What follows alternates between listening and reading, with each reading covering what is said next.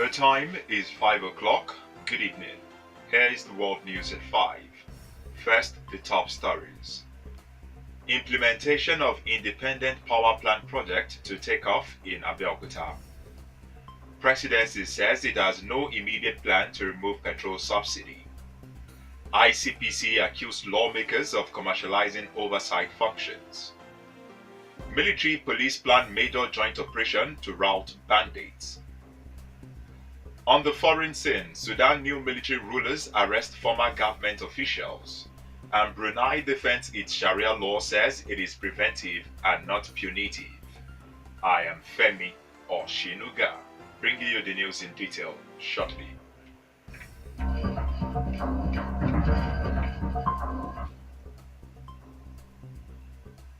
The implementation of an independent power plant by Nanovo Energy at Abeokuta, the Ogun State capital, has begun. The preliminary work on site of the project being undertaken by Nanovo Energy at Obadaoko will begin before May. Clearing of land allocated by the state government for the project has begun. A top official of the company, Azuka Ebina, who made this known to Rock City FM in Abeokuta, says fund for the construction of the power plant will reach a reasonable level by next month. He says that the company is liaising with state government to meet the various requirements of the Federal Ministry of Environment and the National Executive Council.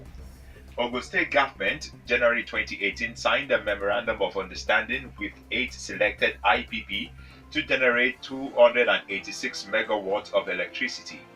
The project, christened Light Up, is worth $476.6 million. Authorities of Moshood Abiola Polytechnic, Mapoli, Abeokuta, and the Ogun State Polytechnic, Ipokia, have announced today, April 15, 2019, as resumption date for all categories of students. The resumption, which marks the commencement of the 2018-2019 academic session, is for full-time and part-time students of National Diploma and Higher National Diploma programs. Spokesman of the Polytechnic, Yemi Ajibola, in a statement says, any student who is yet to commence his or her registration is advised to do so immediately. The institution's management also approves 60-40 tuition payment ratios for all categories of students. Parents, guardians, and students in particular are advised to visit the institution's websites www.mapoli.edu.ng and www.ogunpoli.edu.ng to view the approved school fee regime for the session. They are also asked to seek further information or inquiries on the admission process by reaching the Polytechnic on info@mapoli@gmail.com or ogunpoli.info@gmail.com, www.facebook.com/Moshood Abiola Poly Info, Twitter handle @MapoliInfo. Ogun State government says it has spent 1.56 billion naira on the ongoing 250-bed hospital project at Okemoso, Abeokuta, between January and March this year. The 1.56 billion naira is pumped into the hospital project within 3 months to ensure the completion of its first phase before May 29. Health Commissioner Dr. Babatunde Paye, who made this known during the defense of his ministry's 2019 budget performance before the State House of Assembly Finance and Appropriation Committee, explains that the amount expended represents 52.9% of the 2.95 billion naira approved for the project this year. According to Paye, the hospital will be well equipped with medical facilities to enhance quality healthcare delivery to the people. The commissioner also told the Assembly Committee that vaccines, cold room facilities are now in every local government areas for the storage of drugs and make them available to patients and accident victims in the state. Ipaye, while lauding the lawmakers for their passage of the State Health Insurance Scheme, enjoined the donor agencies to increase their intervention to improve the state's primary health care centers. The presidency says it is not ready to remove subsidy from the price of petrol for now, as suggested by the International Monetary Fund, IMF. Finance Minister Zainab Ahmed made the clarification amidst outcry that greeted the IMF prescription and its approval by the presidency.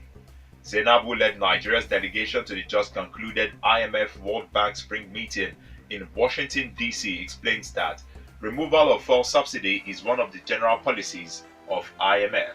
She says Nigeria agreed with IMF that funds saved from the petrol subsidy could be used to execute critical development projects. The minister, however, says that Nigeria will sustain the petrol subsidy until it puts in place a safety net to cushion the harsh effects of the subsidy removal. The organized labor had asked the presidency to ignore calls by IMF while the organized private sector endorsed it. President Buhari has expressed concern over frequent strike by unions in federal universities. He says the incessant strikes by lecturers and other staff of the universities are becoming worrisome.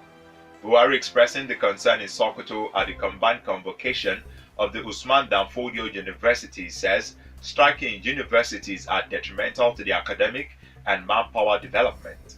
He asked the university staff and their unions to be considerate as government is aware of their problems and working to address them. Independent Corrupt Practices and Other Related Offences Commission (ICPC) has accused members of the National Assembly of compromising their oversight functions. The ICPC chairman, Professor Bolaji Owosonoye, says the lawmakers are commercializing the oversight functions and investigations. Owosonoye, speaking at an induction course for the newly elected members into the National Assembly, says that in the past, members of the National Assembly utilized their powers of investigations well. He, however, says that of recent, the lawmakers, among other accusations, are alleged to be passing on the cost of oversight to the ministries, departments, and agencies. The Anti-Corruption Agency boss also notes that the legislators are being accused of accepting all forms of gratifications, including foreign trips and phony seminars, to compromise on their oversight functions. Military and police headquarters have agreed to set up a joint operation to flush out armed bandits and other criminals from the northwest region and other parts of the country. Spokesman of Defense Headquarters DHQ, Colonel Onyema Nwanchukwu, says both police and military are ready for the operations. He did not give the details of the planned operations but says both military and police have identified gaps in their operations and resolved to address them for effective operations. The DHQ spokesman adds that both military and police have also evaluated their efforts against bandits and have taken the next line of action. Nwachukwu further says the inflow of illegal arms from North Africa and Sahel Africa is fueling attacks by bandits in Nigeria, Chad, and Cameroon. Bodies of two students of Benue State University have been found floating on River Benue. The victims, Ms. Adakolo Christopher, a 100-level mathematics and computer science student, and Ms. Emmanuel Umson, had gone to the river to swim, but they drowned after swimming deep into the river. The remaining students rushed to the university campus to seek for help. Their bodies were later seen floating on the river the following day. The university vice-chancellor, Professor Kembe, who expresses shock at the incident, says it will be investigated. You are listening to the World News at 5 on Rock City 101.9 FM. Up next, we bring you foreign, business, and sport news. Do stay with us.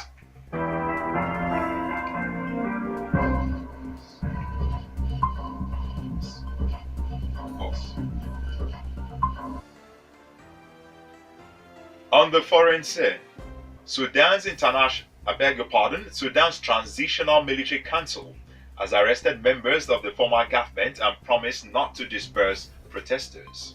In a press conference, spokesman Major General Shams ad-Din Shanto says the military council was ready to implement whatever civilian government the opposition parties agreed. He also says the army would not remove protesters from their seating by force, but called on protesters to let normal life resume and stop unauthorized roadblocks. The military junta spokesman, however, wants that taking of arms will not be tolerated. A sitting is continuing outside the defense ministry in the capital, Khartoum. Brunei's foreign ministry has said implementing Sharia law is about prevention rather than punishment. Brunei speaks on the issue after intense criticism of its decision to implement the strict Islamic code. The UN had called the punishment cruel and inhuman. Under the new laws, adultery and sex between men is punishable by stoning to death. Brunei clarified that for the maximum punishment of amputation or death to be carried out in the case of certain crimes, at least two men of high moral standing and piety would have to be a witness. UK Foreign Minister Jeremy Hunt also said on Thursday he had spoken to the Brunei Foreign Minister and who had suggested that Sharia prosecution were in practice unlikely. In business, Cuba says it's testing in Nigeria a drug that will effectively cure diabetes. The proposed drug, according to Cuba, will be mass-produced in Nigeria and distributed to African countries. Cuba's ambassador to Nigeria, Carlos Trejo, who announced the project in Abuja, says the proposed drug will ensure that diabetes patients will no longer have their limbs amputated due to complications. The ambassador adds that his country has also recorded a breakthrough into drugs for the treatment of lung cancer. Finally, sport news. All the countries competing at this summer's Africa Cup of Nations in Egypt will receive at least $600,000 each. The Confederation of African Football (CAF) announced the cash flowing the draw that took place in Cairo last Friday. For the first time in the history of the competition, 24 teams are participating, and this will bring additional revenue to CAF. According to the president of CAF, Ahmad Ahmad, the winner of the AFCON will take home $4.5 billion, equivalent of 1.6 billion naira, in addition to the trophy they will raise on July 19. Defending champions Cameroon pocketed $4 million for winning the 2017 AFCON. Egypt received $2 million, while Burkina Faso and Ghana, the two semi-finalists, took home $1.5 million each. That was the world news at 5, and just before we go, the major stories once again.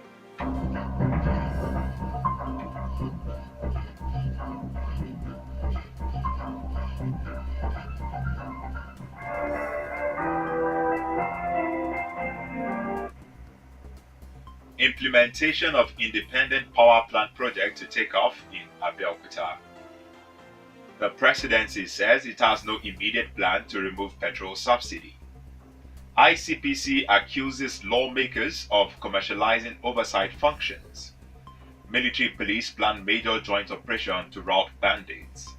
On the foreign scene, we told you that Sudan new military rulers arrest former government officials. And Brunei defends its Sharia law, says it is preventive and not punitive. For more stories and to listen to us live, please log on to our website www.rockcityfmradio.com/live.